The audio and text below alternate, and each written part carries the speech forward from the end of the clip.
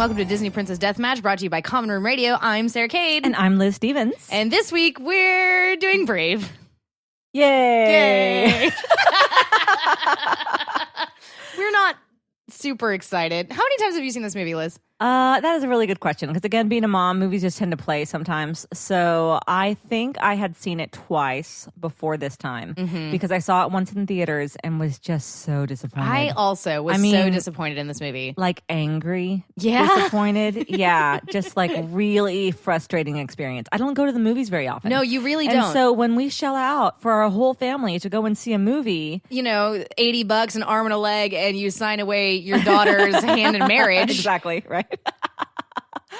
Yeah. Appropriately enough, indeed. So, and I remember just being very, very frustrated by it.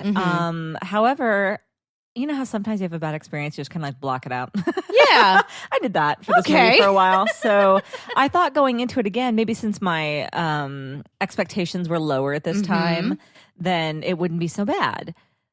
But I did not find that to be the case. What happened is that I was able to, since I was sitting down and examining it, you know, from like a story perspective and also from, I mean, we ended up kind of doing this social commentary also that we weren't necessarily thinking we were going to do, but here we are. And yeah, when I got into some of the politics of the show too, it was not fun to watch.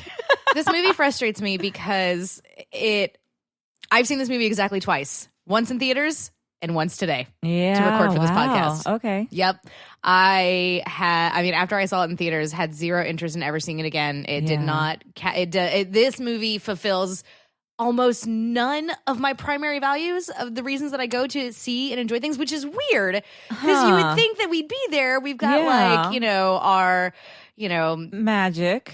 Yeah, there's magic going on. We've got like kind of our fiery princess or whatever, just kind of like heading the charge and stuff. It's in Scotland, which I'm just into, the whole British Isles. I'm a fan. But yeah, I know what it is. It's that this movie has 4 different writers and 3 different directors. They'll never understand, Sarah. I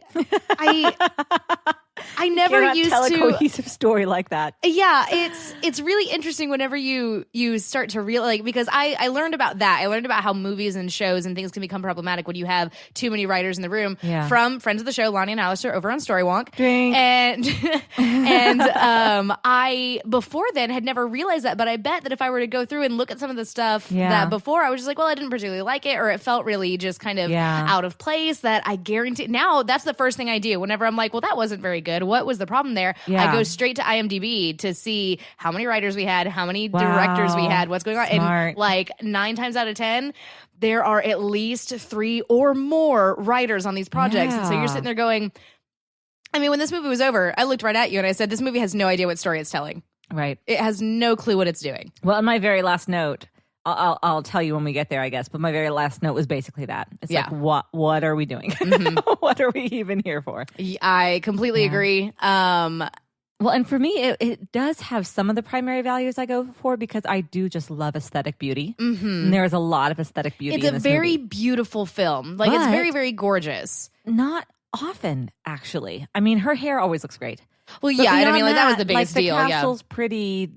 The castle is really drab all throughout, actually. It's really kind of dreary. That was I watched this during the afternoon, so I had the sunshine coming in kind of through the windows also, and I had to like pull all of the drapes in order to see what was going on screen because it was so dark. Like just the colors were very dark throughout much of this movie, and I'm like, I can't. What is happening? What is going on right now? There are so many things in this movie that I throw my hands up in the air in exasperation and confusion and indignation, frankly. So let's get started. Okay, so this movie came out in 2012. Merida canonically is 16 years old. You won't find her on that BuzzFeed article. I had to go digging through Wikipedia in order to find that. And by digging, did you mean Wikipedia? How old is Merida? Well, I went to Google and said, how old is Merida from Brave? And then it told me. Gotcha. Okay. I have excellent Google foo. Yes, it was extreme research done for this film. Okay. And we start out with our little prologue scene where we've got little tiny Merida and Eleanor, and she's super cute. We've got Eleanor played by freaking Emma Thompson, who's amazing. She's a queen. Yeah. And we've got Fergus played by Billy Connolly, who also is amazing, awesome. So absolutely good. brilliant. Yeah. And we just get this cute, quaint little scene. They're out in the Scottish Highlands or countryside or something. They're playing with Merida. Everything's great. And then Mordu, a giant bear, they give her bow. Neat. That's when she gets her bow for the first time. Yes. And then Mordu. And then because this is important and I hate it. All right. Sorry. No, go right ahead. And then the mother, Eleanor, expresses concern that perhaps her daughter is not old enough yet to have a lethal weapon. Which is fair because she's like 5. Completely fair concern. And the dad, Fergus, responds by giving her a playful little slap on the butt, babe. Everything's good. You just worry about dinner, hun. Not cool. This is going to be the episode, you guys. Buckle up. If you have not yet poured yourself a beverage, do so. Do so. I know a lot of you listen to this at like 9 a.m. There could be anything in your coffee cup. The world won't know. So Fergus slaps Eleanor on the rump there, and then Mordu shows up. And then Giant Bear. And then Giant Bear. And then we cut to the opening credits. Fun fact, this movie was originally going to be called The Bear and the Bow. Right. And they changed it to Brave. And that opening, the little title card that says Brave is gorgeous. It's beautiful. Really, really beautiful. Mm-hmm. Yeah. And that sequence there is gorgeous. And again, I was thinking, okay, I wasn't super happy with the slap on the bum, but I still at this point was ready for this movie to be enchanting, gorgeous and stunning and enchanting. Yeah. Well, we don't really get that. I was so disappointed because and it was Scotland and it was this super fiery girl and when I first saw a preview or a trailer for this and I saw her hair, I was ready for this to be my movie. Yeah. So I feel personally let down. Thanks, Disney. On like an emotional level, like a really bad first date. I don't know. Like you've been talking online for like months now and you really think that you know each other and then he shows up. This is our 12th Disney princess film. We've been on 11 dates with Disney so far. Yeah, exactly. And they were pretty good. And they were a nice guy. The second date, a little shaky. Well, no. I'm sorry. I keep thinking that Sleeping Beauty was number 2, but she's number 3. Third date was a little shaky. Right. But then things started to get pretty good from there. Yeah. Genuinely surprised us with Pocahontas. Last week, we were like, why are we even still doing this show? And I'll tell you what, this week, I'm still thinking that same thing. Why couldn't we have stopped on a high note with Rapunzel? But yeah, I don't know. It's because there were 4 writers and 3 directors. That's why. That's exactly why. Yeah. So then we cut to, it's a number of years later, 10 or 11 years later. Merida's all grown up. She's 16 and is being trained to be a princess. And I got to tell you, Eleanor is kind of a nag. Eleanor is kind of a nag. Okay, and I'm glad that you agree with me there because, I don't have children. You currently have an 11-year-old daughter. Now, granted, she's not a princess. And I know that, I'm certain, having once been a teenage girl, I'm certain that raising teenage girls is no walk in the park. Right. But I did think that, this movie, they talk about one of the reasons why there is no love interest in this movie is because they really wanted to focus on the love between Merida and Eleanor. And spoiler alert for how I feel at the end of this film, totally unearned. When we get to the point wherever Eleanor turns back from a bear into a mom because of the love that Merida and she have for one another, completely unearned. Where? When? How? Why? Who? In the flashbacks, you see, like the only time I remember seeing is that little flashback that she does when she was like a toddler, which was beautiful. We're just gonna fly right through this because frankly, the movie's not that great. Whatever. But I remember the first time I saw this movie, I walked out of that theater and I thought this movie would have been so much more interesting if instead of Merida getting that spell and changing her mother into a bear, and that's how she changed her fate. Yeah. Like, what if she had accidentally created a world where her mom was dead or her mom was just gone, like had just disappeared? And then having to deal with the repercussions of that, like having to deal with, what does it mean now that like Merida is this princess, but there is no queen over Dunbrock and all. I think it's Dunbrock. Okay. I think so. Anyway, the castle, Scotland. Yeah, it's Dunbrock. They're Clan Dunbrock. Yeah. Okay. All right. And Alistair, I apologize for my lack of a Scottish accent, but trust me, you don't want me to try that. And, just how much more interesting it could have been if we saw that, rather than having to do all of these shenanigans with her mom turning into the bear and stuff, like, and I get that that's dark. Like, maybe we don't want to, but Disney kills off parents all the time. Like, we just got done watching The Lion King because the boys were watching that this afternoon. And 22 years later, I still get turned into a tiny, weeping, screaming baby whenever Mufasa dies. And, I feel like if you wanted to explore the relationship between Merida and Eleanor, then just take Eleanor away entirely and deal with the relationship there. Deal with what Merida's having to go through then. Because at first it's like, great, my mom's not around. I get to do whatever I want. Yeah. But then seeing how much worse that is or how different that is and how much that affects her, rather than just like, now we're doing a boy and his dog adventure, but it's a girl and her bear, who is also her mom. You're right.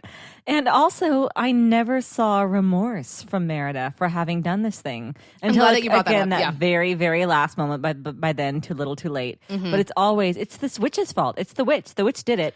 The line that she says to her brothers is, a witch turned mom into a bear. It's not my fault.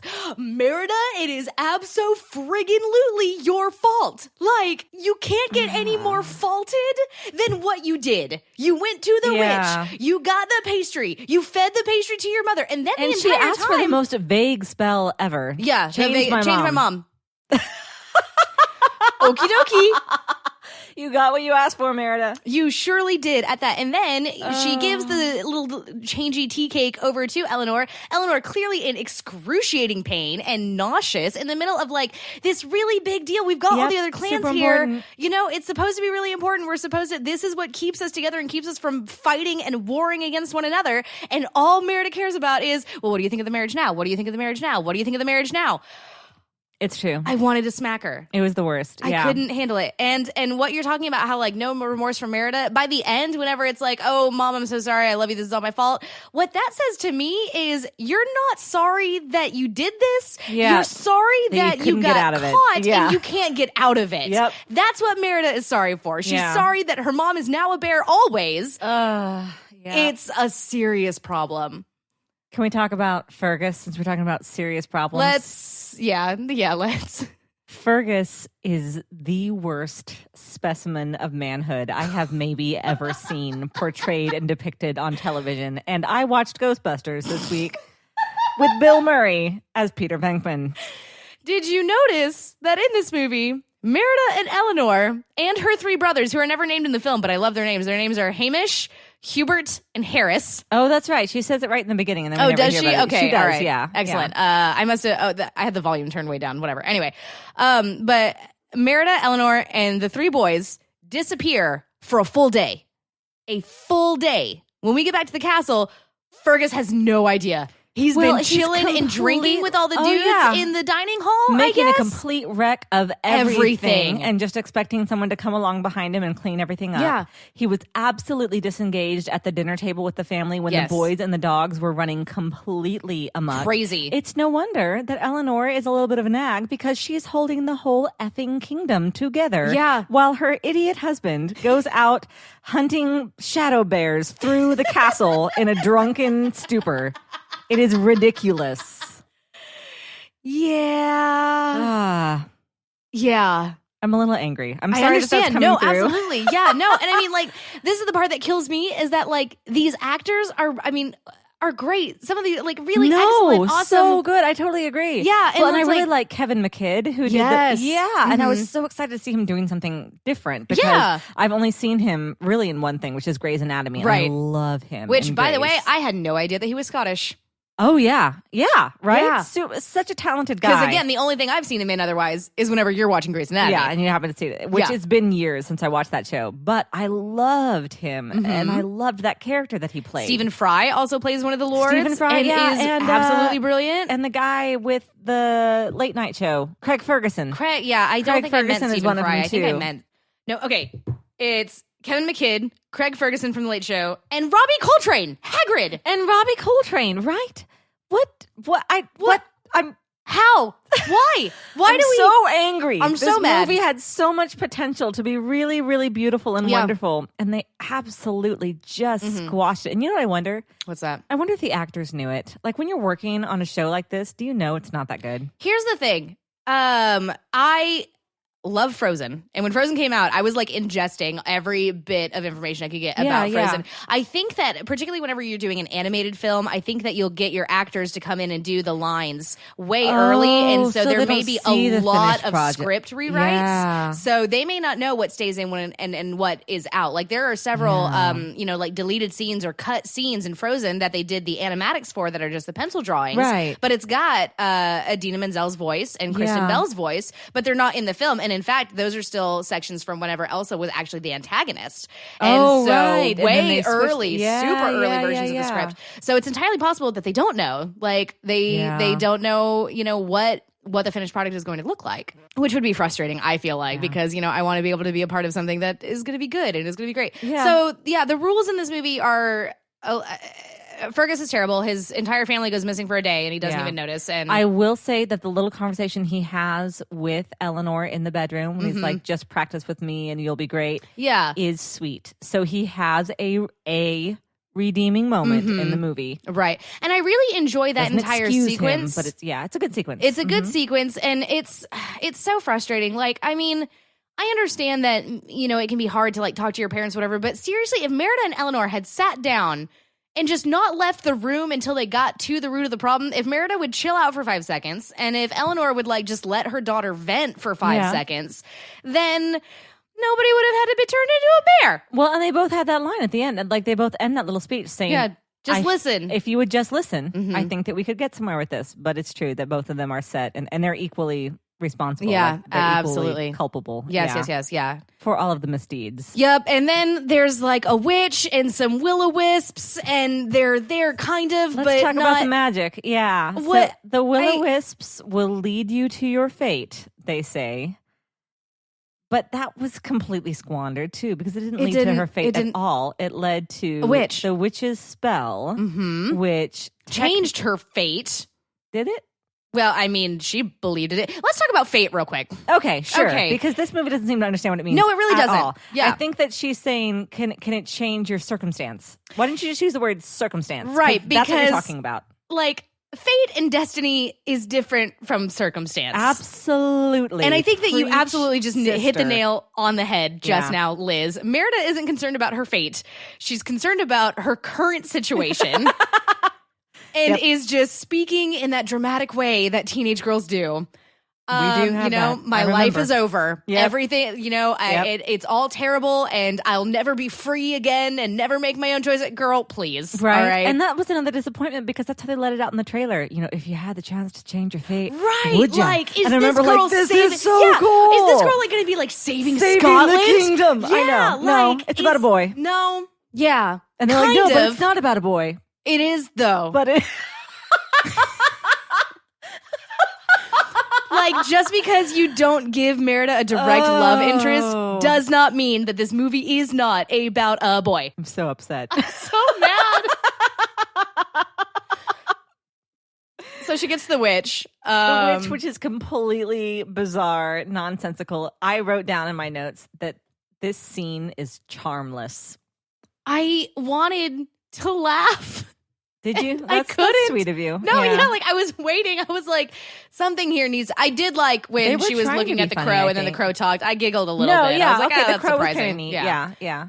But like the woodcarver, I'm not a witch, I'm a woodcarver, was not funny. And it like what version of the story? How about the cauldron answering machine? Remember that? Listen, everyone, I'm sorry that I just breathed weird into your ears. How about all of the random butts that you saw in this movie? And there were a lot of butts. And how about the toddler child diving between a woman's bosoms for a joke? That was also. Should we just get to the grading? Like, nailed it. Nailed it, Disney Pixar. Let's super got it. Let's do it. I can't talk about it anymore. Really? Yeah, no, I'm serious. Okay. I mean, unless you have something else. I mean, I feel like, okay, no, wait. Here's another one. Here's Fergus completely ignoring Merida at the end of the movie. Here's another note that says, Chase, don't care. Here's a note that says, has to cut her father's leg off to make him listen to her for 2 seconds. And then my last note I wrote, which was, Mordoon again. Why is he here? Why?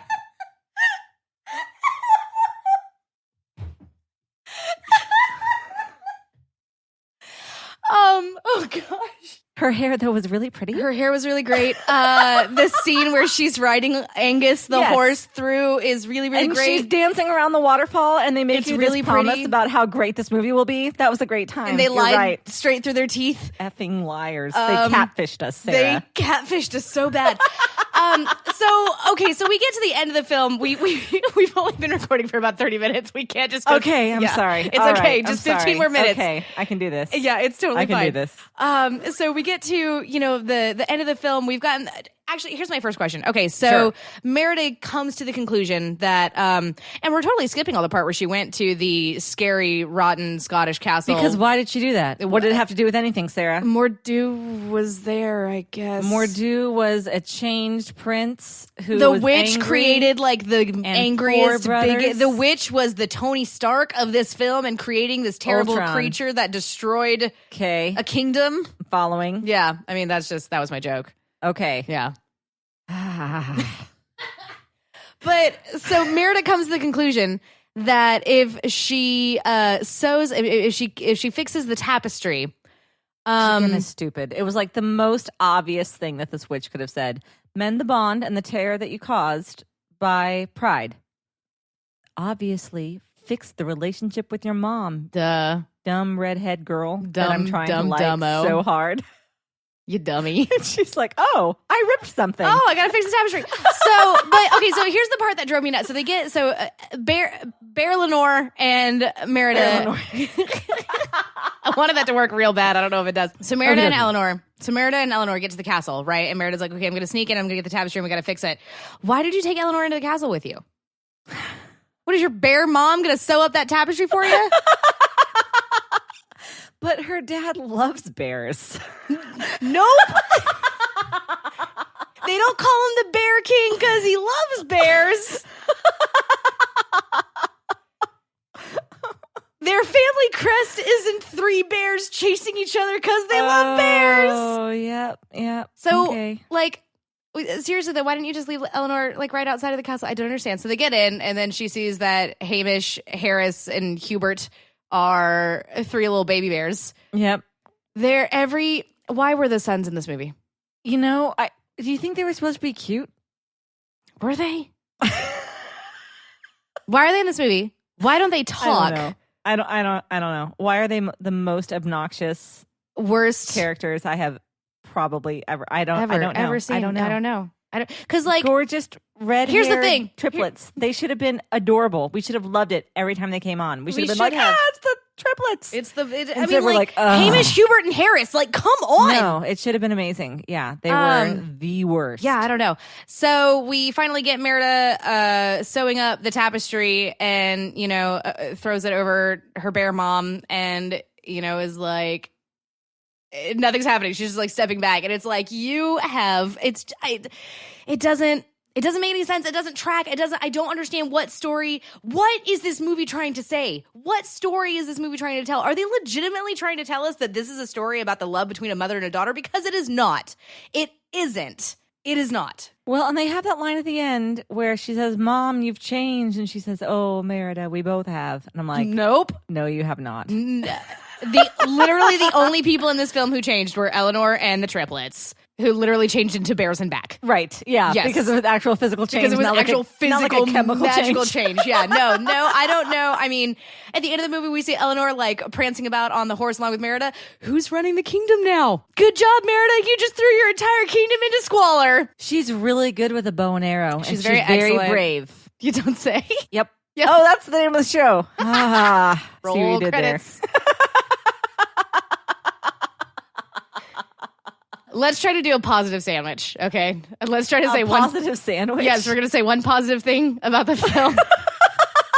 Okay.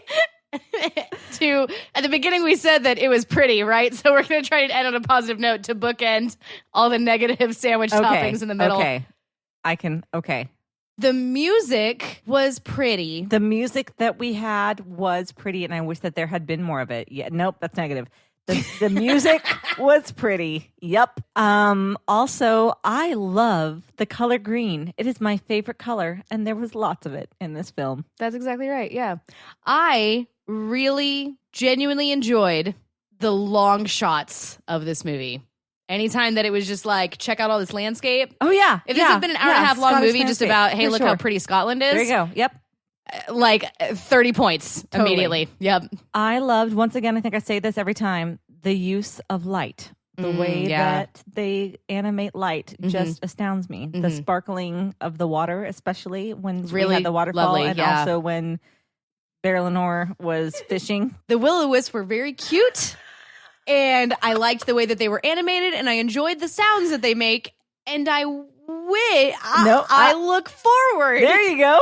To the parallel universe in which those affect the story in a greater scale. Did I do it? You did it. I'm so proud. Let's grade Merida. Let's grade Merida. Okay, so we grade every single Disney princess on a scale. There are 6 categories, and she can get a score of 1 to 5 in each of these categories. And if she ties with another princess, we'll see about a Lily bonus point. But I don't think it's going to happen today. Or we'll find out. We'll find out. Because here's the thing. We don't necessarily grade the princesses on their film. No. It's all about them. It's all about them. So we're going to talk who knows what will happen. Yeah, we're going to talk about Merida of Dunbrock right now. Okay. Autonomy. 5. Yeah. I Super totally autonomous. agree. Merida does what Merida wants. Yeah, this whole movie is basically Merida no and Merida screaming Merida yes. Yes. That's it. Yep. Attitude. So let me ask you this. Uh-huh. If your daughter were behaving like Merida, how would you feel about that on a scale of 1 to 5? Look, okay, Merida is a whiner. Yes. She never accepts responsibility. Yes. She just wants to change everyone around her to suit her own needs. Yes. She has no ability to compromise. She cannot see more than 3 feet in front of her face. Yes. She would be a terrible friend. Absolutely. She has a lot of growing up to do as a daughter. I don't like her. I don't really like her either. A 1? A 1. I'm tempted to give her a 0, but that seems like villain territory. She's not a villain, but let's give her a 1. Well, I mean, even this is not a good role model. No, I absolutely, I wouldn't want your daughter acting like Merida either. No. Okay, animal companion. Now, are we counting Angus the horse or Eleanor the bear? I gotta tell you, Eleanor as a bear was pretty. Well, I mean, she was able to fight off that other big bear. She fought off the bear. Are we? I just assumed it was going to be Angus the horse, but he's useless. He doesn't even talk. No, and she has no particular. She just rides him. Okay. He's just a horse, which I mean, I guess is useful in that it's a horse. Give her all 4 bears. Give her mom and the 3 the brother bears. The brother bears. Sure. They found a key. That was helpful. And, okay, so would you want to hang out with Eleanor the bear and the little baby bears? Certainly not after the second sunrise when they're like full-blown bear. Definitely. Yeah, no, 1 again. Really? I'm serious. I mean, what do you want? I was going to say like a 2 because her mom did 2. fight off the other bear. Okay. Attire. She had 2 dresses. She did. I don't remember the one that she wore through the whole movie almost at all, except that it was green. And I like green. Then she had her blue dress, which would have been nice, except for the weird nun hat thing. Yeah, I don't really know what was going on there. Is that a Scottish thing? That was in Braveheart too, right? Was it? I don't remember. I don't know. Also, I think she was French. So like a 1? 2. 2? Okay, sure. All right. She got 2 dresses. She gets 2 points.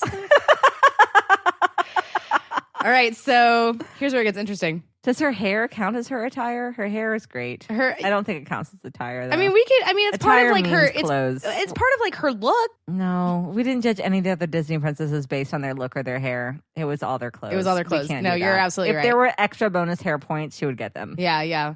What would I don't even know what the word would be for that. I know. A hair. I don't know. I don't know either. All right. So Aria. Merida doesn't sing a single song throughout this entire film. Not a note. So let me look over here at Jasmine. Jasmine sang A Whole New World. She did, and we liked it a lot. Yeah. Let me see who's got the lowest score in Arias right now. Oh, that would be Snow White with a 1 because we hated the sound of her voice. Then we have to give Merida a 0. We have to. She didn't sing anything. She didn't sing anything. You're exactly right. Oh, snap. All right. Sorry about your life, Merida. Go change your fate now. Your fate is sealed. Zombie apocalypse, what, like a 5? I mean, like, she's really good with that bow. And I mean, 5 in the zombie apocalypse. Here's the thing. Like, Happy I know to give her a 5 in something. well, I mean, we gave her a 5 in autonomy. Yeah, there you go. See, okay. 2 5s. Well, I'm going to argue this. Because I remember a certain someone telling me that Cinderella got a really high score in the zombie apocalypse because people would want to flock to her and take care of her and be around her. Nobody is going to want to chill with Merida during the zombie apocalypse. No one will need to, though. She can take care of herself. I guess that's fair. Okay, fine. I mean, she was really, really good with that bow. She got that one arrow like right down the middle and split. That's true. She arrow. was ridiculously good with that bow. She was super brave with Mordu and just kept on firing those arrows right at him. All right. Yeah. You're good. I hear you. Okay, so tallying all of that, Merida gets a whopping 15 points. That is the lowest we've got. No, it is not. Aurora has 12. Really? Yeah, dude. Oh. 0.5 in autonomy. She was asleep. She was asleep for her entire film. Merida was terrible, but she was at least making decisions. Okay. Yeah, so she is in second place, right ahead of Aurora and right behind Tiana. So we have 2 princesses left, Anna and Elsa. And we will be doing a single episode for them. That's right. Because it would be silly to do 2 episodes it would be very, for very the same silly. movie. So we're going to be doing that next week. I don't think that even though I love them both, I don't think either of them are going to get higher than Rapunzel, who is currently comfortably sitting at a 28.5. Yep. But who knows? Yeah. You can never tell until you get there. Yeah, it's entirely true. I haven't seen Frozen in a long time, so it may like delight and astound me as much as Tangled did. Like the grading system is different because again, it's not about the movies. Mm-hmm. It's about the girls themselves. Yeah, the girls themselves and how they are protagonists in the story. Yeah. So we'll just have to see because I've been surprised pretty much every time. Yeah. I think the only one we weren't that surprised with was Aurora. Yeah. Although again, that was one of my favorite ones to record because when my 3-year-old son bought that on Amazon for whatever Disney is charging, $1 billion, $1 billion bazillion dollars, and we were like, no, return it. But first watch it though.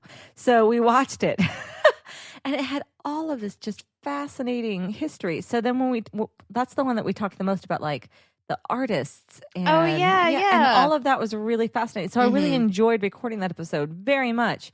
And I think you might enjoy when we do Frozen next week also because like I know all of that stuff like about Frozen just like off the top of my head. Great. Like I just have that knowledge innate in me, in my heart. Excellent. All right. So Merida, 15 out of 30. That's exactly half. Sorry, kid. Exactly half isn't terrible. No, I mean, it's 2 5s. It's the mean. Yeah, there you go. I mean, the literal mean. Mm-hmm. Okay, awesome. Well, I don't know how many of you out there are like super duper into Merida and super duper into Brave. I'm so sorry.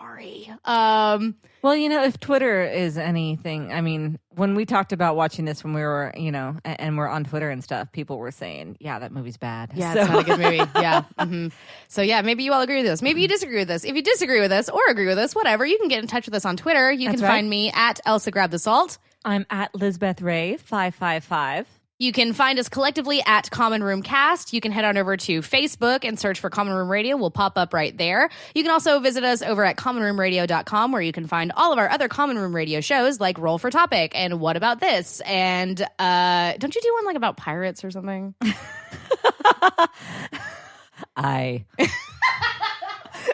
Where you can find our Pirates of the Caribbean fan cast led by... hate you. Black Sails. I do a Black Sails podcast called Fathoms Deep, and it's awesome, and you should listen to it. Also, you should watch Black Sails. If you enjoyed the show, if you like what we do over here, if you want us to be able to do more of this, if you want us to be able to do stuff like The Lion King or Hunchback of Notre Dame or Tarzan, then head on over to iTunes. Go ahead and leave us a rating or a review. You can also head over to patreon.com/Common Room Radio, and you can kick us $1 a month or whatever you can afford, and then we'll be able to, I don't know, maybe bring the show back and do some sort of Disney protagonist deathmatch, Disney villain deathmatch. There's literally no telling. Since we're just making up the rules as we go anyway, maybe we'll go ahead and do all these other Disney princesses and, princess adjacents. So we'll figure it out. Awesome. Okay, well, thank you guys so much for listening. I'm Liz Stevens. I'm Sarah Cade, and we'll see you next week.